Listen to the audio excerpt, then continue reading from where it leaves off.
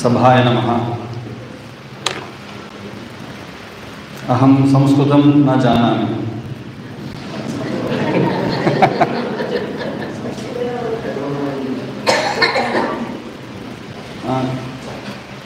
किं वदामि संस्कृतपण्डिताः मध्ये इति अहं सोचयन्तः प्रथमम् एक संस्कृतगीतं गायामि। పాడమంటారా? సంస్కృత భాష యొక్క గొప్పతనం ఈ పాటలో ఉంది. వినుంటారు మీరు. సరళ భాష సంస్కృతం ఎవరో తెలుసు? ఓ చాలామంది తెలుసు. అది చివరిలో అందరూ కలిసి కూడా పాడచ్చు. మొదటి నేను పాడతాను.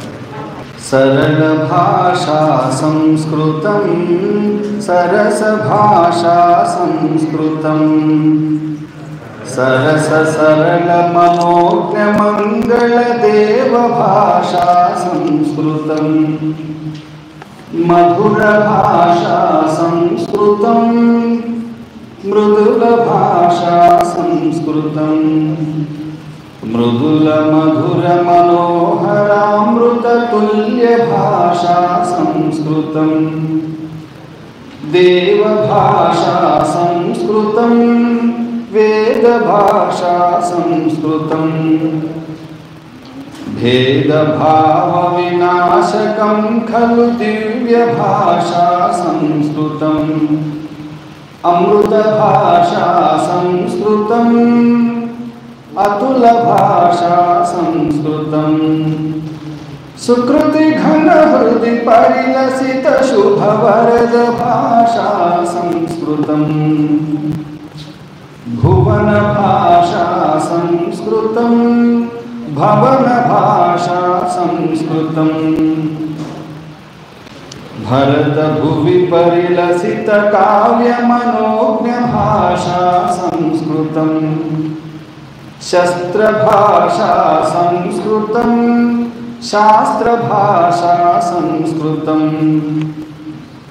शस्त्र शास्त्र भृतार्ष भारत राष्ट्र भाषा संस्कृतं धर्म भाषा संस्कृतं कर्म भाषा संस्कृतं धर्म कर्म प्रचोदकं खलु विश्व भाषा संस्कृतं। ఇప్పుడు అందరూ చెప్తా పాడండి. सरल भाषा संस्कृतं सरस भाषा संस्कृतं सरस सरल मनोज्ञ मंगल देव भाषा संस्कृतं मधुर भाषा संस्कृतं मधुर भाषा संस्कृतं मृदुल भाषा संस्कृतं मृदुल मधुर मनोहरामृत तुल्य भाषा संस्कृतं देव भाषा संस्कृतं वेद भाषा संस्कृतं भेदभाव विनाशकं खलु दिव्य भाषा संस्कृतं। ధన్యవాదాలు. సంస్కృతం యొక్క రుచిని ఈరోజు మీరు చూసింటారు. ఇందులో ఉన్నవాళ్ళు దశదిన సంభాషణ తరగతుల్లో పాల్గొన్నాం మేము అన్నవాళ్ళు చైతన్య. ఓ చాలా సంతోషం. మేము దశదిన సంభాషణ తరగతులు నిర్వహించాం అన్నవాళ్ళు చైతన్య. ఇంకొంచెం సంఖ్య తగ్గింది. కాబట్టి సంస్కృత భాషని వ్యవహారిక భాషగా, జనుల భాషగా అందరికీ పరిచయం చేయడం, అందరికీ దాని పట్ల ఆసక్తిని కలిగించడం కోసం పనిచేస్తున్నటువంటి సంస్థ సంస్కృత భారతి. సమ్యక్ కృతం ఇది సంస్కృతం, అందరికీ విని ఉంటారు. ఇందులో ఆసక్తిని కలిగించడం మొదటి మెట్టు. జిజ్ఞాస, జ్ఞాతం ఇచ్చేసి ఇది జిజ్ఞాస. ఆ జిజ్ఞాస కలిగితే మనం కష్టం లేకుండా ఎంత లోతుకైనా వెళ్ళి అధ్యయనం చేస్తాం. ఏ పనైనా ఇష్టంగా చేస్తాం. కష్టం లేదనుకుంటే, ఇష్టం ఉంటే కష్టం ఉండదు, నష్టం ఉండదు. ఇది స్పష్టమే కదా. కాబట్టి ఊరికే మీకు ఆసక్తిని కలిగించడం కోసం, మీకు తెలియదు, నాకంటే ఇక్కడ పండితులు చాలామంది ఉన్నారన్న విషయం నాకు తెలుసు. సంస్కృతం యొక్క గొప్పతనం, ఉదాహరణకి మనం అగజానన పద్మార్గం, గజానన మహర్నిశం. నేను ఒక మాస్టర్ గారిని అడిగాను, దీని అర్థం ఏంటో చెప్పండి. ఒక్క అక్షరానికి కూడా సంస్కృతంలో అర్థం ఉంది, మనకు తెలుసు. గ అంటే కదిలేది, అగ కదలనేది అంటే పర్వతం, అగ జ అంటే పర్వతరాజ కుమార్తె పార్వతి. ఆననము ముఖం అంటే పార్వతీదేవి ముఖం, అగజానన. పద్మార్కం, పద్మం అంటే కమలం. అంటే ఇప్పుడు ఎన్నికలు కూడా కమలం చూపడుతున్నా, అలాంటిది అనుకోండి. దానికోసం నేను చెప్పట్లేదు, కమలం. పద్మ. అర్కం అంటే సూర్యుడు. అంటే సూర్యోదయం అయితే పద్మం ఎలా విచ్చుకుంటుందో అలా పార్వతీదేవి ముఖం విచ్చుకుంటుందంట. ఎప్పుడు? గజాననం అహర్నిశం. గజ అంటే ఏనుగు, ఆననం వినాయకుడు. గజ ఆననం ఆయన. గజ అహర్నిశం పగలు రాత్రి, పగలైనా రాత్రి అయినా వినాయకుడి మొహం చూస్తే సూర్యుడిని చూసిన పద్మం విచ్చుకున్నట్టుగా పార్వతీదేవి ముఖం విచ్చుకుంటుంది. ఎంత బాగుంది వర్ణం చూడండి. అసలు పిల్లవాడు స్కూల్ నుంచి రాగానే అమ్మ మొహం వెలిగిపోతుంటుంది కదా, అలాగే. అనేక దంతం ఏకదంతం ఉపాసనని మా మాస్టర్ గారు సరదాగా చెప్తున్నారు. ఒరే అనేక దంతాలు ఉన్నాయి, మనము ఒకే దంతం ఉన్న ఆయనకు నమస్కారం. అది కాదు, అనేకమైన దమ్ ఇచ్చేవాడు, వరాలు ఇచ్చేవాడు. తమ్ అతన్ని ఏకదంతం, ఏకదంతమైనటువంటి అతన్ని మేము ఉపాసిస్తాము, ఉపాసనమే. దానిలో ఉన్న అర్థాన్ని విడదీసినప్పుడు ఎంత ఆనందం కలుగుతుంది చూడండి.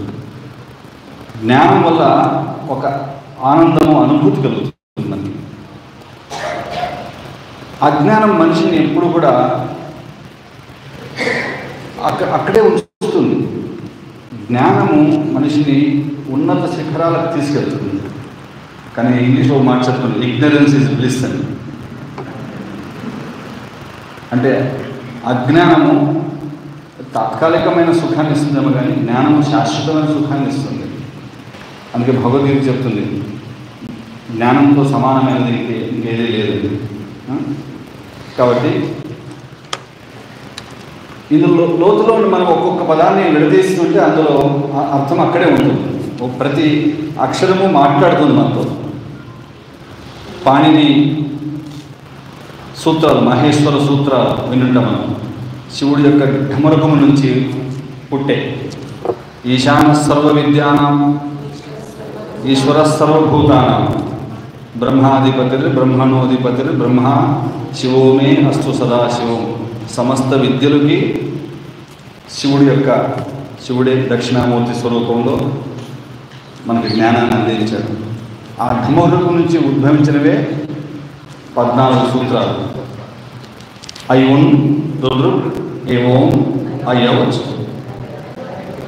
న్యమగణనం జపై ఘడదశ్ జపగడదశ్ ఖప చటత చటతౌ కపై శశసర్ హల్. నేను ఒక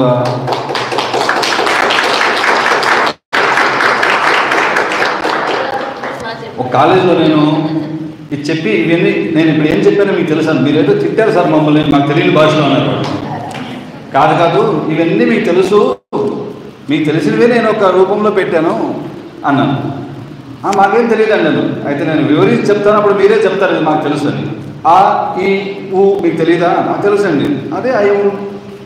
రూ తెలుసు కదా.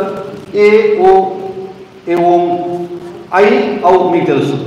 అందుకని ఆ మొదటి 4 సూత్రాలు ఆతో మొదలయ్యి అచ్చుతో పూర్తవుతుంది కాబట్టి వాటిని అచ్చులు అంటున్నాం మనం. 5వ సూత్రం హాతో మొదలైంది, చివరిలో అల్లుతో పూర్తవుతుంది కాబట్టి హల్లులు అంటున్నాము. హై ఎవరంటే అల్లు అక్కడి నుంచి మొదలుపెట్టి చివరిలో యమగణనం జవై గడదశ శశ హల్తో పూర్తవుతుంది కాబట్టి అచ్చులు హల్లులు అలా వచ్చాయి. అది తెలుసుకున్నప్పుడు మనకి ఒకసారి జ్ఞానం తెలిస్తే ఇంకా ఎప్పటికైనా గుర్తుంటుంది. ఇంకా దాన్ని ప్రత్యేకంగా గుర్తుపెట్టుకోవాల్సిన అవసరం లేదు. కాబట్టి సంస్కృత భాషలో ఉన్నటువంటి అందం, అందులో ఉన్నటువంటి లోతైనటువంటి అర్థాలు, ఉదాహరణకి భూమి అనే దానికి 36 పర్యాయ పదాలు ఉన్నాయి సంస్కృత భాషలో. ధరణి, వసుంధర, అవని, భూమి, ఇంకా పృథ్వీ. అలా తీసుకుంటే అంటే ప్రపంచంలో ఏ భాషకి ఎంత పద సంపద, పదపోషణ లేదు. కాబట్టి ఎక్కడ ఏ 2 అక్షరాల పదాలు కావాలా, 3 అక్షరాల పదాలు కావాలా, 4 అక్షరాల పదాలు కావాలా, 5 అక్షరాల పదాలు కావాలా, ఎక్కడ ఏది కావాలంటే అది తీసుకోవచ్చు. ప్రతి అర్థానికి ఒక ప్రత్యేకత ఉంది. మళ్ళీ ఎందుకు పృథ్వీ అన్నారు, ఎందుకు అవని అన్నారు, ఎందుకు ధరణి అన్నారు, ఎందుకు వసుంధర అన్నారు, ప్రతిదానికి ఒక అర్థం ఉంది. కాబట్టి భాష లోపల ఉన్నటువంటి నిగూఢమైనటువంటి అర్థం. అందుకే కవులు కూడా ఇప్పుడు భగవద్గీత చూడండి, ఒక చోట గుడాకేశ అంటాడు కృష్ణుడు, ఇంకో చోట పార్థ అంటాడు, ఇంకో చోట కౌంతేయ అంటాడు, ఇంకో చోట మహాబహో అంటాడు, ఇంకో చోట కిరీటి అంటాడు. ఆ సందర్భాన్ని బట్టి కృష్ణుడు వాడాడు అక్కడ. ఇంకో చోట అర్జున అన్నాడు. గుడాకేశ అంటే కేశాలు పొడవుగా ఉండేవాడు అని ఒక అర్థం, నిద్రను జయించిన వాడు అనేది ఇంకో అర్థం. అర్జునుడు అంటే రుజు ప్రవర్తన కలిగిన వాడని ఒక అర్థం. అలా ఆ సందర్భంలో అతను అసంశయం మహాబాహో మనో దుర్నిగ్రహం అన్నాడు. అంటే అక్కడ మహాబాహో అని కావాలని వాడాడు. ఎందుకని నువ్వు శారీరకంగా చాలా దృఢత్వం కలిగిన వాడే అయితే కావచ్చు, కానీ మనస్సు మాత్రం నియంత్రించడం చాలా కష్టం అర్జున అని చెప్పడం కోసం అసంశయం మహాబాహో అని వాడాడు అక్కడ. అలా ప్రతి సందర్భంలోనూ ఆ పదం ఉపయోగించారంటే ఆ సందర్భానుసారంగా అక్కడ ఉపయోగించారు. అలా మనం లోతులకు వెళ్ళే కొద్దీ ఆ జ్ఞానమే ఆనందం. జ్ఞానం వేరు, ఆనందం వేరు కాదు. జ్ఞానంలోనే ఆనందం ఉంది. ఆ భాష కోసం జీవితాలే సమర్పించారు, ఒక కావ్యం కోసం, ఒక దీనికోసం. నేను ఒక గురువు దగ్గర విన్నాను, ఒక వివాహం జరుగుతుంది, వేడుకలు, శాస్త్ర చర్చ జరుగుతున్నాయి. అక్కడ ఎవరి దగ్గర పెద్ద లోతైన జ్ఞానం లేదు, మన తెలుగులో అంటున్న పస లేదని. ఆ పెళ్లి కూడా కనిపించింది. ఏంటి వీళ్ళు ఎవరి దగ్గర సరైనటువంటి లోతైన జ్ఞానం లేదు అంటే వేదాల మీద చర్చ జరుగుతుంది. నేనే భాష్యం రాయాలని కూర్చున్నాడు. వివాహమైన మరుసటి రోజు కూర్చున్నాడు. అలా రోజులు గడుస్తున్నాయి. రోజులు అయ్యాయి, సంవత్సరాలు అయ్యాయి, దశాబ్దాలు గడిచిపోయాయి. ఒకరోజు దీపము ఆ వెలుగుతో ఏదో రాస్తున్నాడు. ఆ దీపం బాగా పొడిగట్టింది. ఎవరో ఒక చెయ్యి వచ్చి ఆ దీపాన్ని పొడిని కొద్దిగా దాన్ని నలిపి ఇంకో దీపం బాగా వెలిగి చేశారు. ఆయన ఒకసారిగా ఆయన దృష్టి బాహ్య దృష్టిలోకి వచ్చి ఎవరు నువ్వు అని అడిగాడు. అప్పుడు గొంతు వినిపించింది, నేనే నీ దాననే. ఒకసారి స్మృతి పథంలో మెదిలింది. అప్పుడు వివాహమయ్యి 50 సంవత్సరాలు అయిందట. ఒక పండు ముసలావిడ ఎదురుగా కనపడింది. నేనే నీ దాననే, నీ భార్యనే. ఆ రోజుతో పూర్తయింది ఆ భాష్యం. దానికి తన భార్య పేరు పెట్టారు. ఏంటది? భామతి. ఆ పేరు భామతి. జ్ఞానానికే అంకితం చేశారు జీవితాలు. నహి జ్ఞానేన సదృశం. అందుకని భారతదేశంలో అంటే జ్ఞానం. జ్ఞానం ఎందు నిత్యము రమించేవాళ్ళ దేశం ఇది. కాదు భావరాగ తాళాల సమ్మిళితం. ఇది గణపతి సత్యనారాయణ స్వామి ఒకసారి కార్యక్రమంలో చెప్పిన వివరణ. ఇక్కడ భారతదేశం అంటే జ్ఞానభూమి, వేదభూమి, కర్మభూమి, తపోభూమి.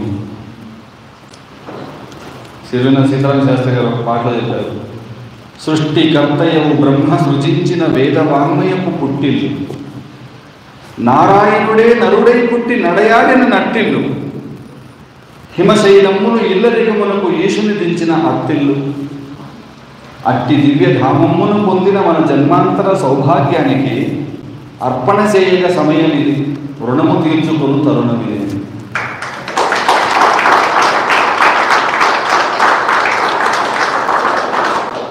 ఇక్కడ భారతదేశం ఇది భోగభూమి కాదు, ఇది యోగభూమి.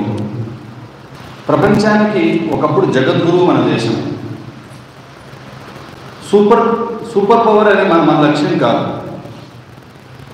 ప్రపంచమంతా నా గుప్పెట్లో ఉన్నది, సైనిక శక్తితోనో ఆర్థిక శక్తితోనో ప్రపంచాన్ని నా గుప్పెట్లో పెట్టుకోవాలి అనేటువంటి సంస్కృతి కాదు మనది. మన జీవితాన్ని చూసి మన దేశం యొక్క సంస్కృతిని, సభ్యతని, నాగరికతని చూసి ప్రపంచం దిద్దుకోవాలి. అందుకే ప్రపంచంలో మిగతా దేశాల్లో అలెగ్జాండర్ దగ్గర నుంచి ఆంగ్లేయుల వరకు శస్త్రం పట్టుకొని ప్రపంచంలోకి వెళ్ళారు. మన వాళ్ళు శాస్త్రం పట్టుకొని ప్రపంచంలోకి వెళ్ళారు.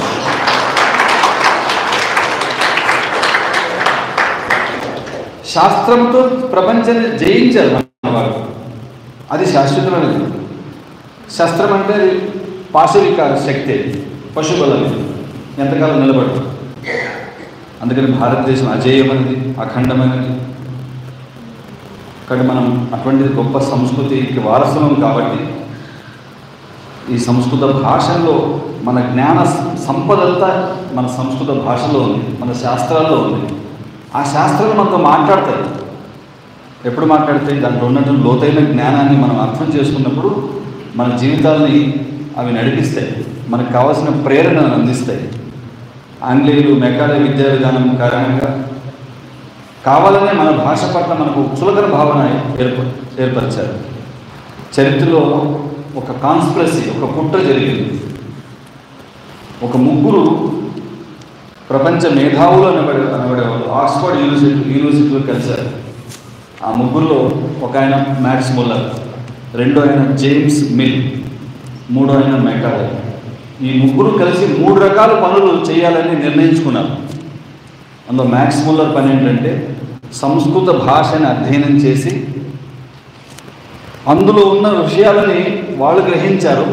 మనకు మాత్రం ఇది పనికిరాందని చెప్పారు. ఇది మృత భాష అని చెప్పారు, డెడ్ లాంగ్వేజ్ అని మనకు చెప్పారు. మీ వేదాలన్నీ ఏంటంటే ఇందులో ఇట్ ఈజ్ లైక్ షబర్డ్ సాంగ్, ఏదో గొర్రెల కాపరి పాడుకునే పిచ్చి పాటలు లాంటి ఇందులో ఏం లేదన్నారు. వాళ్ళు మాత్రం వేదిక యూనివర్సిటీని స్థాపించారు జర్మనీలో. ఇది మ్యాక్స్ ముల్లర్ చేస్తే భారతదేశాన్ని తన జీవిత కాలంలో ఒక్కసారి కూడా చూడనటువంటి జేమ్స్ మిల్ భారతదేశ చరిత్రని రాశాడు. ఈ రోజు కూడా భారతదేశ చరిత్ర మనము జేమ్స్ మిల్ రాసిన చరిత్రనే చదువుకుంటున్నాం ఇప్పటికి కూడా. రాబోయే నూతన విద్యా విధానంలో, జాతీయ విద్యా విధానం ఎన్ఈపిలో ఈ మార్పులు రాబోతాయి.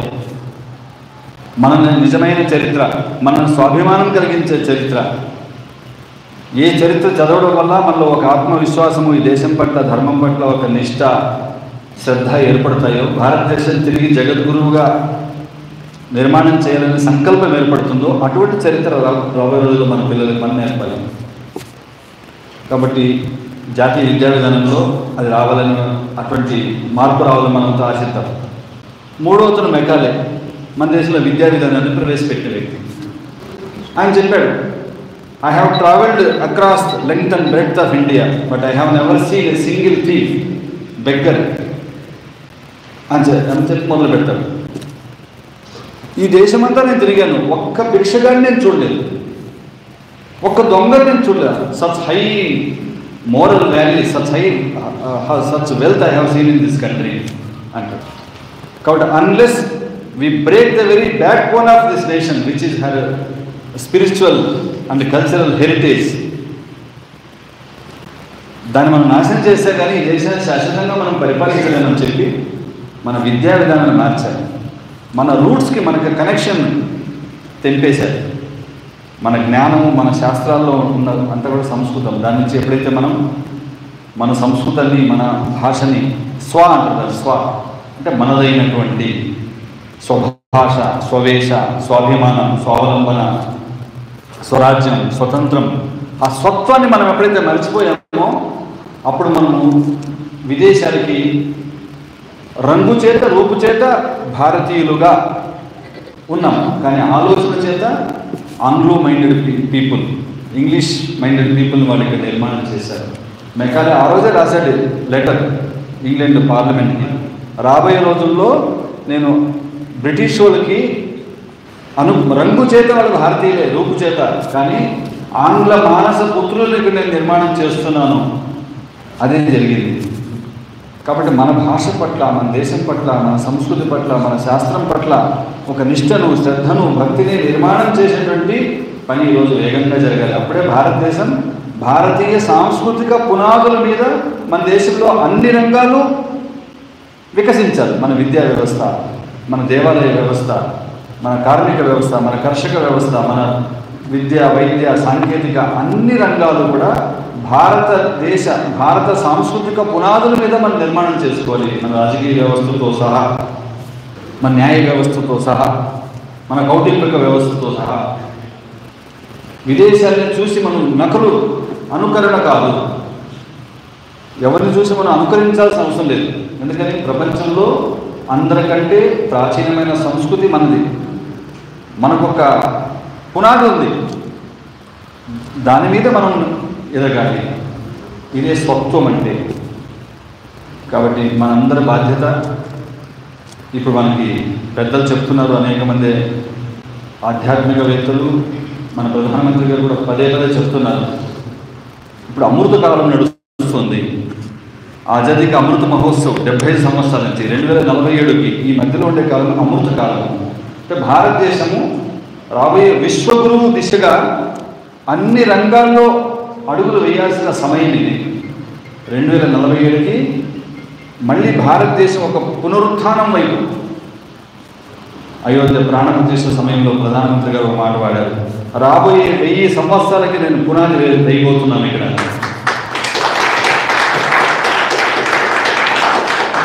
గత 1000 సంవత్సరాల బానిస మనస్తత్వం నుంచి బయటపడడం మొదటి మెట్టు.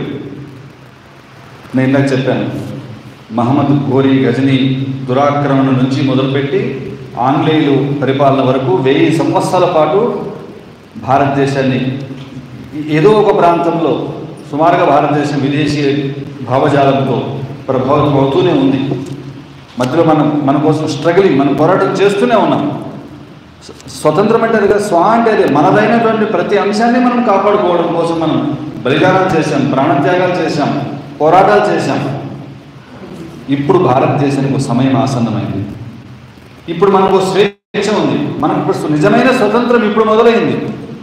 ఈ దేశాన్ని ఈ దేశంగా ఆలోచించేటువంటి నాయకత్వం ఇప్పుడు మన కళ్ళ ముందు ఉంది. కాబట్టి మన దేశాన్ని మనముగా ఉండాలి. విదేశాలను చూసి కాపీ కొట్టడం డెవలప్మెంట్ కాదు. మోడర్నైజేషన్ అంటే వెస్టర్నైజేషన్ కాదు. కాబట్టి మనం రాబోయే తరానికి అందించాల్సినటువంటి సందేశం ఇదే. ఏ దేశం ఎగినా, ఎందుకు కాలిదినా, ఏ పీఠమెక్కినా, ఎవరెదురైనా పొగడరా నీ తల్లి భూమి భారతని, నిలుపరా నీ జాతి రెండు గౌరవం. అలాగా భారతదేశం యొక్క వైభవాన్ని చాటి చెప్పేటువంటి తరాన్ని మనం నిర్మాణం చేయాలి. మనందరి కళ్ళ ముందర భారతదేశం యొక్క మళ్ళీ వైభవ స్థితిని, మళ్ళీ జగద్గురు స్థానంలో భారతమాత ఆసీనురాలై ప్రపంచానికి జ్ఞానాన్ని ఉపదేశించేటువంటి రోజులు రావాలని మనమందరూ అటువంటి లక్ష్యం కోసం కలిసి పనిచేద్దాం. ధన్యవాదాలు.